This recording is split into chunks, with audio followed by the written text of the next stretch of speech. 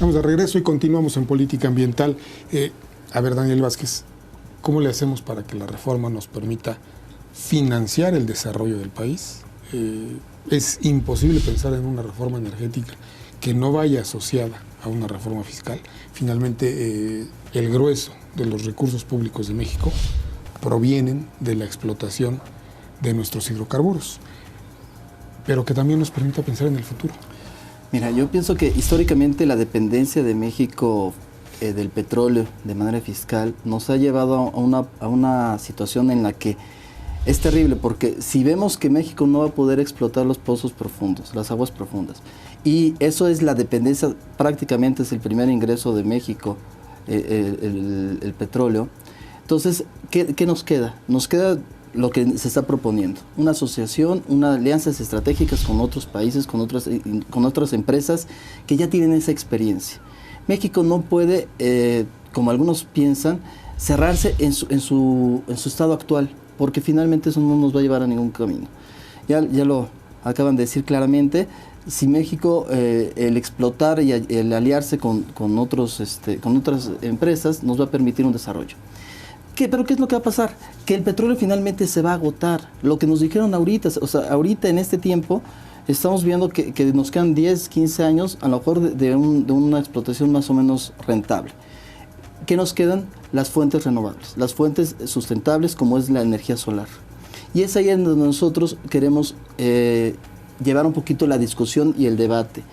En México existen, como tú dices, el compromiso ante la ONU que se firmó en 1994 de llevar al 2024 el 35% de la disminución del CO2 al medio ambiente, de las emisiones. Nomás lo pusimos en la ley, no solo lo formamos ante la ONU. Sí, lo pusimos en la Ley General del Cambio Climático, se han hecho algunas reformas tendientes a ese cumplimiento y recordemos que también al 2050 tenemos que disminuir en un 50%. ¿Qué sucede? Si no se implementan soluciones que realmente eviten la emisión de esa contaminación al ambiente, como es la energía solar, esto es lo que nosotros buscamos. Nosotros creemos, como lo traemos nosotros aquí a México, es una innovación tecnológica de España. Nosotros actualmente estamos ofreciendo en el mercado material fotovoltaico de construcción, vidrios y pisos que permiten la captación de energía solar y convertirla en energía eléctrica. Con una implementación que se ha llevado de este producto en Alemania, en Italia, en Canadá, en Estados Unidos. Recientemente en Nueva Jersey se hizo un lucernario gigantesco, monumental, es el más grande de todos Estados Unidos. Y aquí en México encontramos cierta resistencia por parte de las autoridades, cierta resistencia para implementar. En la ley hay algunos beneficios fiscales, pero realmente en la práctica se llevan a cabo. Nos ha costado mucho trabajo que así sea. Y entonces, si el propio gobierno de la ley actual, de la letra de la ley vigente, no la lleva a cabo en su cumplimiento, la va a llevar en el futuro más porque se está redactando una propuesta de ley energética.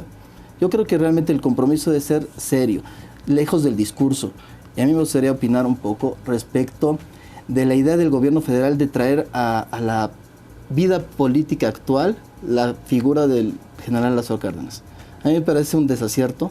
Me parece que eso no habla de una reforma visionaria, una reforma de vanguardia. A mí me hubiera gustado que el gobierno trajera a colación los más recientes casos de éxito de otros países, como puede ser Brasil, puede ser Cuba, puede ser algunos otros, y que esos realmente nos trajeran una experiencia reciente. No nos vayamos a la letra que se puso hace muchísimos años en otro contexto, tanto de la vida nacional como de la vida internacional.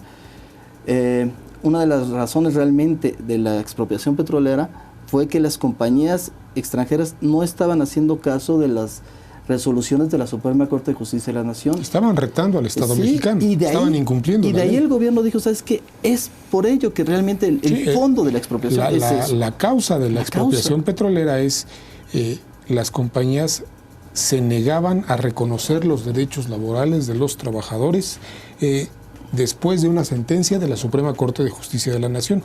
Cuando le dicen al general Cárdenas, presidente de la República, no vamos a cumplir esa sentencia, es cuando le dice, no tenemos nada más de qué hablar ustedes. Exactamente. Y se retira y al otro día viene la expropiación. ¿No? Esa es la motivación de la expropiación petrolera.